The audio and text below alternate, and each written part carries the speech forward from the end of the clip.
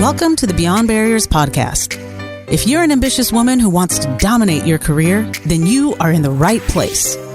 This podcast is co-hosted by Nikki Barua, digital innovator, serial entrepreneur, author, and speaker, and Monica Marquez, ex-Googler, diversity expert, and senior corporate leader. From inspiring stories to cutting-edge strategies, you'll learn how to develop the skill set, mindset, and tool set to get future-ready fast and accelerate your success.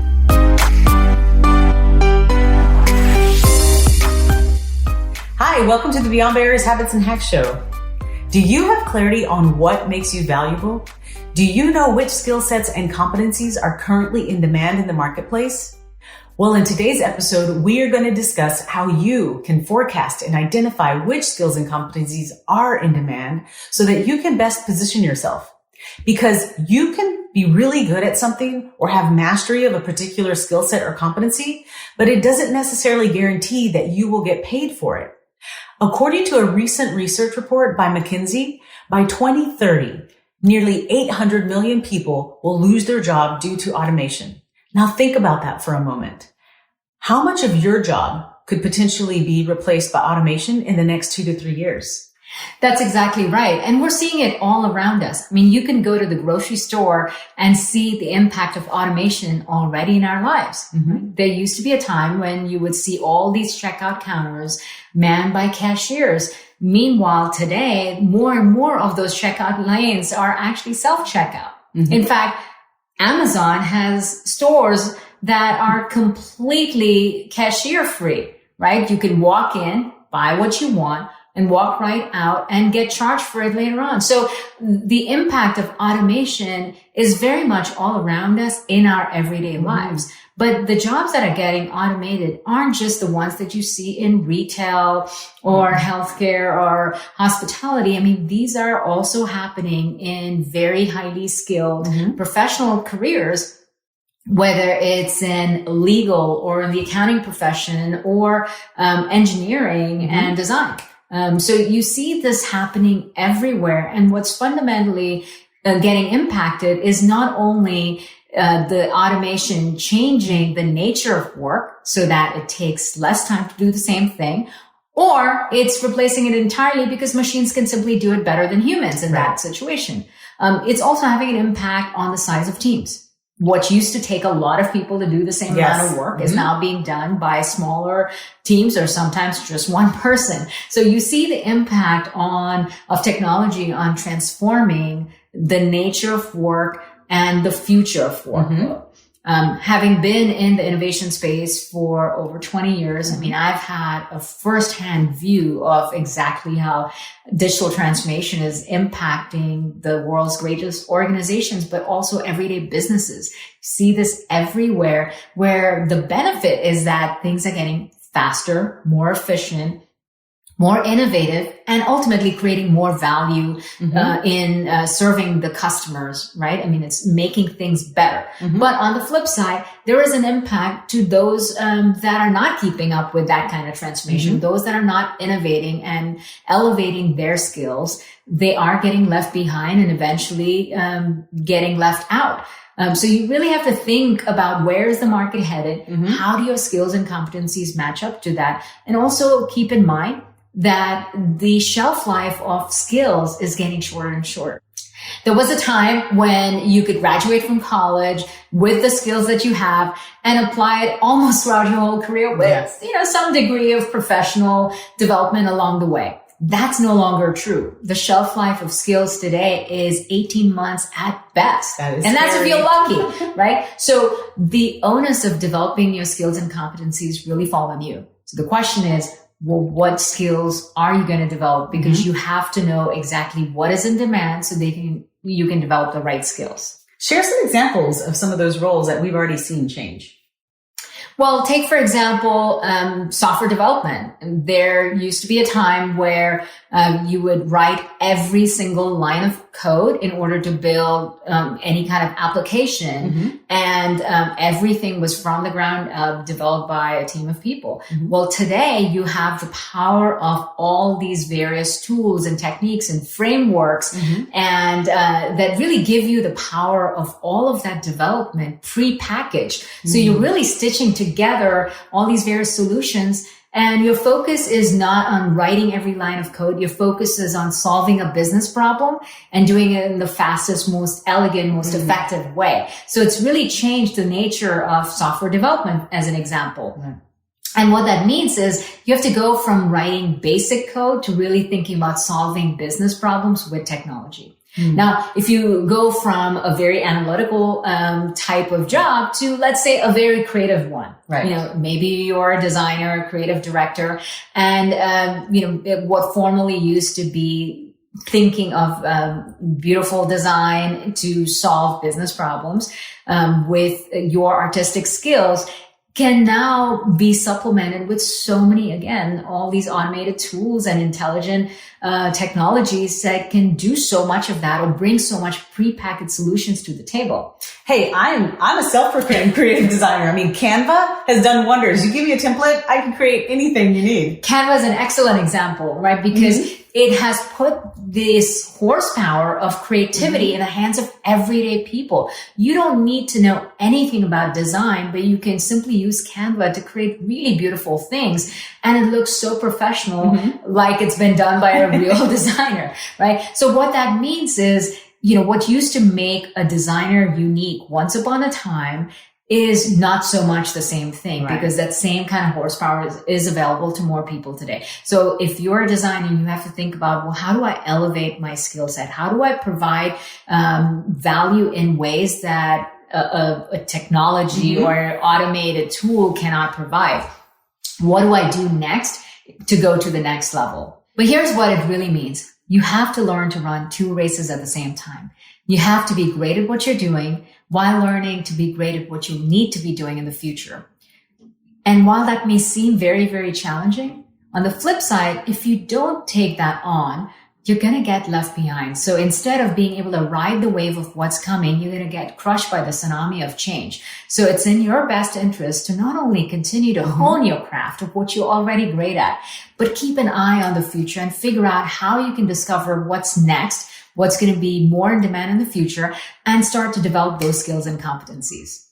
So I know you're probably asking, well, how in the world am I supposed to figure all of this out? Yeah. So we're going to share with you a few habits and hacks, a few questions that you should start asking yourself so that you can start forecasting and identifying what it is that you need to start focusing on. So first and foremost, start thinking about what are the opportunities out there that are growing in your market or your industry. And how do you do that? Well, very simply, tap your friend Google. Start Googling all of the various different job boards and the job descriptions and start reading about what are those competencies that they're looking for. What are those jobs that you're seeing that are more in demand, that you're starting to see more and more of the job descriptions popping up. Reach out to recruiters, especially like on LinkedIn, and start asking them point blank, what are the skill sets and competencies that you and your organizations are starting to look for? Those are very easy ways to kind of start seeing what the trends are and where those skill sets and those things are going. Another thing is industry conferences. Every industry has its lineup of conferences and they are always in the know. Everybody's hosting either quarterly, annually conferences, and there's always themes and topics and experts and speakers and you name it that are coming to these conferences. And they're always talking about what's trending or what's going to be trending. So that is definitely something you should tap into and really pay attention to. But here's the best part. You don't even have to go to these conferences because every conference has a website where they talk about, you know, who's coming to speak, what the topics are going to be discussed, and what the themes are for this entire conference. And each of these topics gives you a bird's eye view into exactly what is trending in your industry. So all you have to do is go to their website, start looking through the agenda, start examining those topics, those discussion topics, and start looking at the speaker profiles because these are the thought leaders that are coming there to speak, to talk about what's next. Yes. So all you have to figure out is, what is the keynote about? What are some of these experts that are going to be leading some of these discussions? What are the common themes across the board? And you'll get a really great view into what's happening in your industry. And for some of these conferences, post-conference, they even share some of the videos or highlights of the key takeaways. If you do nothing else, make sure you grab that, because that gives you sort of the cliff notes of what's coming. Yeah, exactly. You can even take it a step further and start connecting with all of these speakers and leaders that you see at these conferences, so that you can kind of follow them in the know even post-conference. And just follow what they're doing on LinkedIn. What are they talking about? What articles are they publishing? And you'll get a really good feeling for, where the market's headed. Exactly. And pay attention to what professional groups they belong to. What are some of the groups and networks that they also belong to? And maybe you should join them and engage in those conversations. LinkedIn has a plethora of professional networks, groups that you could join and kind of follow the topics that are going on. And there's even paid organizations. There are organizations that you can pay memberships for. They usually are very relevant. So the ones you pay for, you get better quality information. You get invited to various conferences. When those events are happening. So, I think in today's world, that kind of professional development is a necessity. Yes. Because the pace at which change is happening, the onus of your own development truly falls on you. You cannot rely on your employer or schools or colleges to keep educating you and keeping you up to date. So you have to figure out how you're going to educate yourself. And I think being part of a professional organization is a really great way to do that, because they bring in the experts. You get proximity to a peer group that is continuously leveling up. And if you can't do any of those things, then make sure you're at least part of some of these online free or virtual groups that give you perhaps the same kind of perspective and at least a sense of what's happening by being part of that conversation. Right. But to get the most out of all of these groups, don't just be a passive follower. Be active, engage, pose some of the questions, reach out to them and say, hey, what are you guys thinking about leveling up on? What are the skills that you were upskilling or reskilling? What do you think is going to be the jobs of the future? And that way you'll glean all of that information more quickly than going through and just searching through all the threads and hoping that someone's going to mention something that you're interested in learning. So really think about, what are those themes that you see in industry conferences? What are the things that recruiters and the job descriptions now are looking for? What are those skills and competencies? And then also, what are the topics that all of you all are talking about in these professional groups and networks? And then really start to piece together, what are the top 10 competencies based on all of those in-demand, topics that you were looking at? And then start thinking, where do I line up against that? And it frankly really doesn't matter whether you have 100% match or 0% match. The most important thing is that you do have something to compare it against, right? So you get these top 10 competencies, and what you're going to do is create a list of your own competencies, look at these top 10 competencies and compare that. Where do you line up against that spectrum? If you have 100% match, congratulations. Yes. You are going to be in huge demand if you're not already. And kudos to you for keeping up with what's next and what's ahead. But you want to keep doing that, because that list is going to keep shifting. If you're someone who has somewhat of a match, well, you have something, a foundation to build upon, and look at what's next on that competency list that you could perhaps develop yourself, get more training, get more experience in, and start to grow down that path. You may not be the right match for every single thing on that list, and that's okay too, because as long as you're trending in the right direction, that's the good news. Now, if you are someone who has a 0% match, well, don't worry. There's no need to panic. The good news is that you have at least gone down that path where you have a baseline to compare yourself to. And now you know exactly where the world's headed. And you know the actions you need to take. You need to start getting the right experience. You need to start getting the right training. You need to invest in your education. And you just have to start developing those right skills and competencies so that you are not sitting at a 0% match even over time. Because the worst thing you can do to yourself is to think that what got you here will get you there. That's just not going to work anymore. So it's in your hands. Your future is truly in your hands, and you can start making that change today. Okay, everyone, here's your homework for the week. Pick one habit or hack and take action today. And then share with us what you learned on Instagram. And be sure to tag us so that we can highlight you in your story. Visit IamBeyondBarriers.com where you will find all the show notes and resources to what we discussed today.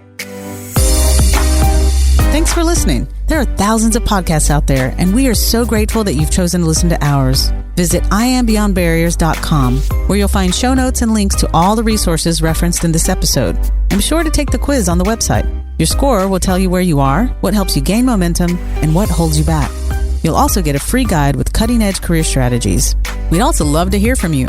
Share your comments and topic suggestions on IamBeyondBarriers.com, and we'll be sure to address them in future episodes. If you enjoyed our show today, please subscribe and rate the podcast, or just tell a friend about it. See you next episode.